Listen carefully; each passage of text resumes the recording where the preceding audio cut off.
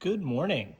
We are going to do a cold startup of this 1990 Mercedes-Benz 420SEL. The car was last run yesterday evening, so it's been sitting for about 18 hours or so. The ambient temperature today in our late July heat wave is in the mid 80s. Doing an ambient reading just off the radiator support there, 87, and off the exhaust header is 83. So I will go in and start her up for us.